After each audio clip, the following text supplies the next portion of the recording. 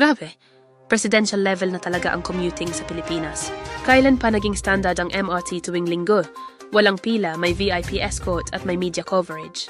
Mukhang ito ang true experience ng commuters, pero sa alternate universe, panoorin at ikaw na ang humusga. Noong linggo, sumakay si Pangulong Bongbong Marcos, kasama ang kanyang pamilya, si First Lady Liza, mga anak nila, pati si Sandro Marcos, sa MRT. Kasama pa sina DOTR Secretary Vince Dizon at ilang opisyal.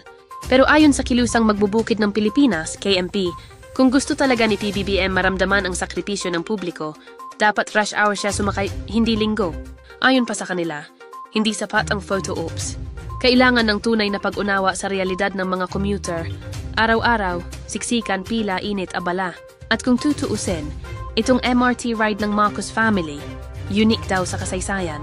Kasi habang may naunang mga presidente na sumakay din ng tren, kadalasan ito'y sa mga inauguration o inspection. Pero itong kay PBBM, a well-documented public event na tila't sinadyang makisimpatiya sa masa. PR move ba ito? O sincere engagement? Marami ang nagduda. Wala namang bagong tren. Walang ribbon cutting. Walang press release ng bagong proyekto. So, bakit nga ba? Para sa'yo, sapat na bang sumakay si BBM sa MRT tuwing walang rush hour para masabing nauunawaan niya ang sakripisyo ng karaniwang Pilipino? PR lang ba ito? O may tunay na malasakit? I-comment ang sagot mo sa baba. Like, share at i-follow para sa mga balitang hindi basta pakitang tao, kundi pakikiramdam sa totoong buhay. Got a brand or product?